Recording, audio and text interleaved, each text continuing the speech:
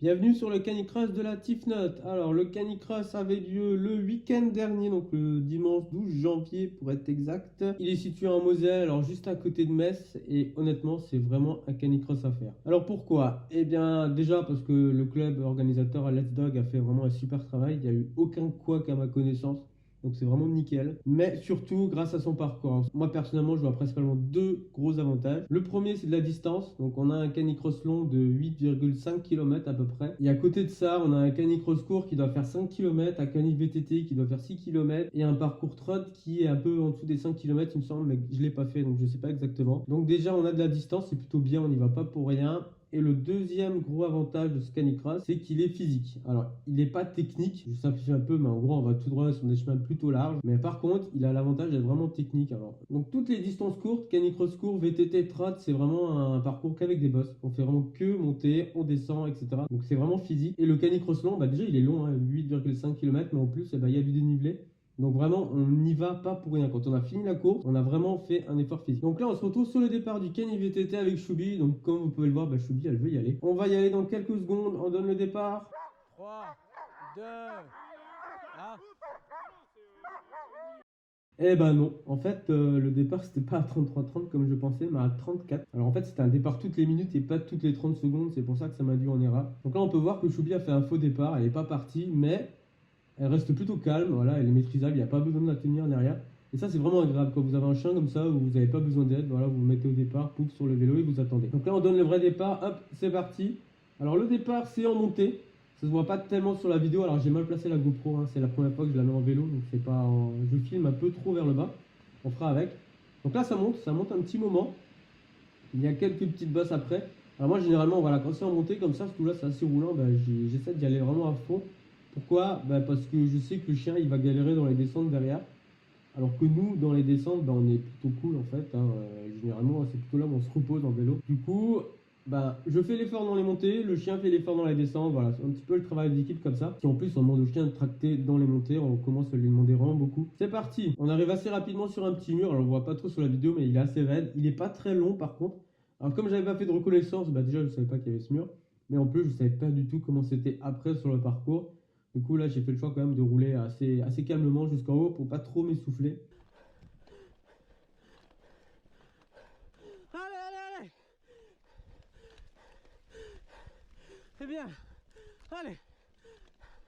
Donc on grimpe, ça se voit pas trop là comme ça sur la vidéo, mais Choubi tracte, hein, elle le met vraiment. Et une fois en haut, on peut voir que Choubi repart. Voilà. Ça c'est super agréable en vrai, hein. Un chien comme ça, on n'a rien à lui dire, il repart. Voilà, c'est la course, c'est comme ça, c'est roulant, je galope. On est un petit peu plus loin sur le parcours maintenant. Alors je vous avais dit que normalement c'était pas technique, c'était beaucoup des lignes droites. Là il y a quand même quelques virages. N'ayant pas reconnu, j'ai très mal anticipé, j'ai pas expliqué à Choubi, du coup, comme on pouvait le voir là, les virages c'était un peu du n'importe quoi. On a perdu du temps, par chance, Choubi, tout ce qu'elle demande c'est de courir, donc dès qu'on sait où il faut aller, voilà, on lui dit, elle y va, elle court. Là on atteint une longue descente, alors il y en avait un peu plusieurs comme ça, donc on avait vraiment des montées un petit peu raides, des descentes moins raides. Donc ça c'est vraiment bien pour les chiens parce qu'on les casse pas. Par contre, en termes de chronométrage, quand vous avez un chien pas très rapide, les longues descentes, ça vous fait perdre quand même beaucoup de temps. Donc là, on peut le voir, un Choubi, la ligne est complètement détendue. Je dois faire gaffe qu'elle ne s'en mêle pas dedans. Alors du coup, je suis vraiment content quand même d'avoir la barre. Alors en entraînement, je mets jamais la barre. Par contre, en compétition, je la mets tout le temps. Pourquoi? Parce qu'en compétition, j'ai pas envie d'avoir à me concentrer sur la ligne. Donc là, je dois le faire un peu parce que je suis vraiment collé au chien. Mais sinon, généralement, la ligne, vous pouvez totalement oublier, vous roulez. Le chien s'en mêle pas dedans, la ligne s'en mêle pas dans la roue, voilà. Alors que si vous mettez pas de barre, il faut se concentrer sur la ligne. Et ça, c'est vraiment pas agréable quand vous êtes en compétition. En entraînement, on va moins vite généralement, donc on a beaucoup moins ce problème. En entraînement, moi généralement, ce que je fais, c'est que quand il faut aller vite, je n'attache pas le chien tout simplement, du coup, il n'y a pas de problème de ligne. Là, on est encore un petit peu plus loin sur le parcours. Vous allez voir un petit panneau rouge là sur la gauche, vous le voyez? Et moi, je ne l'avais pas vu. Alors en vélo, on ne regarde pas les panneaux. Donc du coup, j'ai continué tout droit. Par chance, le club avait mis une grosse croix rouge sur le sol, ce qui m'a permis de savoir que c'était pas par là. Du coup, je corrige, je regarde les panneaux. Il fallait descendre. Bon, allez, on y va. Là, je savais vraiment pas où il fallait aller. Alors, il faut savoir qu'en vélo, les petits panneaux, on les regarde pas. Alors, je sais, on m'a dit, ah, machin, faut les regarder. Non, on les regarde pas. On est concentré sur la trajectoire, on est concentré sur le chien. Et donc, les panneaux, on les voit pas. On voit les rubalises. Par contre, ce qui est vrai, et ce que j'ai pas fait là, et c'est mon erreur, c'est que j'ai pas fait de reconnaissance du parcours parce que je suis arrivé trop tard. Et en vélo, la reconnaissance est quasiment obligatoire. Alors déjà pour pas vous tromper, mais surtout pour éviter tout ce qui est danger des accidents bêtes. Donc là, heureusement, il n'y en avait pas. Mais il y a des parcours où parfois, si vous n'avez pas reconnu, vous finissez dans le fossé. On s'approche de l'arrivée là, on est dans la dernière montée. Alors on peut le voir, Choubi commence à être un peu KO, mais elle galope encore, elle y va. On est dans la descente. Dans la descente vers l'arrivée, Choubi, elle en pouvait plus. En plus, comme un peu tous les chiens, quand il y a du monde partout, ils ont tendance à ralentir. Du coup, elle finit un peu sur les rotules, mais elle finit très bien. Au général, on finira troisième, ce qui est bien. Hein. Mais surtout, on peut voir que comme d'habitude, Choubi, elle a fait son job, elle a couru. C'est tout ce qu'on lui demande. Après, physiquement, elle fait ce qu'elle peut. Elle n'est pas très puissante, donc dans les montées, elle m'aide un peu comme elle peut. Et elle n'est pas très rapide, donc dans les descentes, elle me ralentit. Par contre, sur le trajet du retour vers la voiture, je trouvais que ma selle, elle était un peu bizarre. Elle était de travers. Et en regardant, je vois que l'oreille est cassée. Alors j'ai pas chuté sur cette course, mais j'ai fait pas mal de chutes l'année dernière et je pense que du coup il a dû s'abîmer sur une précédente chute. Et là je sais pas pourquoi, mais il s'est totalement cassé. Alors c'est un peu con, mais bon, il vaut mieux que ce soit juste la selle qui soit cassée, pas tout le vélo. Bien, maintenant on entame le canicross court avec Vador. Alors Vador, c'est un chien un peu particulier. Je pense qu'un jour je vous ferai une vidéo sur sa vie. Parce que mentalement, c'est Vador, quoi. Voilà. Donc les départs avec Vador, ça se passe toujours bien. Parce qu'il est excité, c'est comme tous les chiens, il veut y aller. Donc là, il n'y a pas de secret. On fait un petit décompte. 3, 2, 1, go, c'est parti.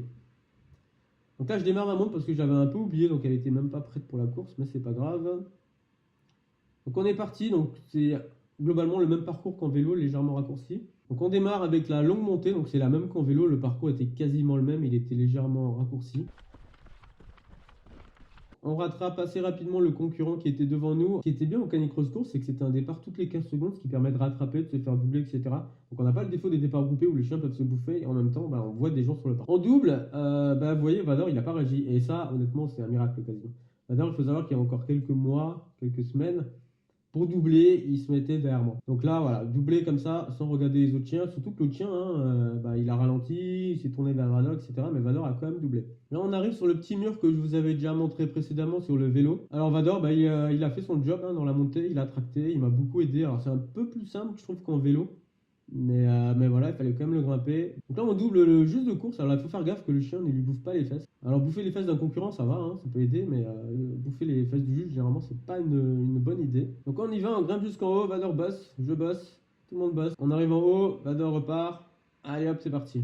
Alors, on commence à rattraper deux autres concurrents. Alors là, du coup, je commence à m'inquiéter. Il m'a demandé comment Vador va doubler deux chiens en même temps. Il faut savoir qu'il m'avait déjà fait le coup où il s'était retrouvé bloqué entre les deux chiens. Il avait peur derrière, il avait peur devant. On les rattrape un petit peu dans la descente. Donc là, j'essaie pas de les doubler parce qu'en fait, ils ont tous les deux plutôt bien galopé. Et j'ai préféré attendre la montée parce que dans la montée, je sais que comme j'ai un chien plus puissant, je vais pouvoir les doubler plus rapidement. Et du coup, pour Vador, c'est plutôt bien.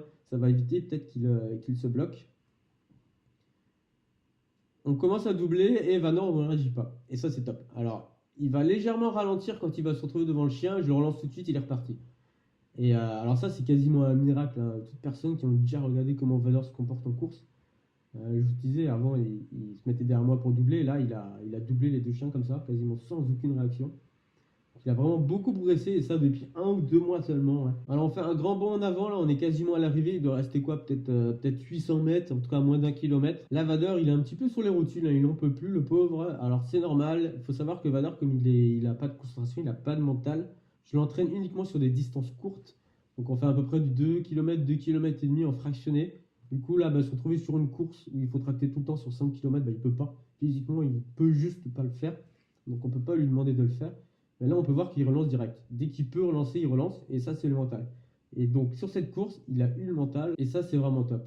Physiquement, il a fait ce qu'il pouvait. Mentalement, il a donné beaucoup, plus que ce qu'il donne l'habitude de faire. On est vraiment sur la bonne voie d'amélioration pour Vador depuis seulement 2 mois à peu près. Et là, on est dans la dernière descente vers l'arche d'arrivée. Alors là, Vador, il est mort. Il y a du monde. On peut pas trop lui en demander. Mais il continue quand même. Il est quand même devant. Et à aucun moment, il s'est mis derrière moi. On peut voir qu'il s'est même pas tourné vers moi pour rechercher ma protection. Cette course avec Vador, c'est vraiment une victoire. Ça laisse vraiment présager un bon avenir pour Vador.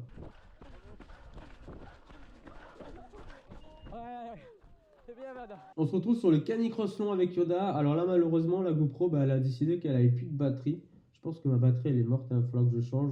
Donc là, vous pouvez voir que vous avez une légère montée au départ. Alors j'étais parti plutôt bien parce que j'étais bien échauffé avec le vélo et le canicross court. C'était plutôt plaisant, mais je suis pas parti trop fort parce qu'il y avait quand même 8 km et demi à faire. Mais juste derrière les arbres que vous voyez au fond de la vidéo là, bah, vous vous retrouvez face à un mur, un vrai mur. C'est-à-dire que vous avez 500, peut-être 600 mètres en montée. Quand vous êtes en bas, vous voyez le haut, vous voyez la distance, vous voyez le dénivelé, et du coup, je pense que tout le monde a pris la décision de marcher. C'était vraiment le style de montée où on marche. Le problème, c'est que le chien n'est pas forcément d'accord, donc bah, il faut faire avec. Le chien a tendance à faire des accélérations, donc Yodel, on voulait vraiment donc, me casser un petit peu le dos dans cette montée en faisant ah, je m'arrête, ah, j'accélère, je m'arrête, j'accélère. Mais bon, faut faire avec. Arrivé en haut, bah, Yoda, elle a fait son job, elle est tout de suite repartie. Alors, il faut savoir une chose, c'est que Yoda, c'est un chien qui a 10 ans dans quelques semaines. Partir sur un 8 km et demi, c'était quand même beaucoup lui demander. Et c'est vraiment agréable parce que bah, elle l'a fait à son âge. Elle a encore réussi à faire un canicross aussi long. Et on termine avec Yoda, 3ème au scratch. Alors, assez loin du premier et du 12e, il y a bien quelques minutes entre nous. En conclusion, pour ce canicross de la Tifnot, je vous le recommande. Le parcours vaut vraiment le coup et l'organisation aussi.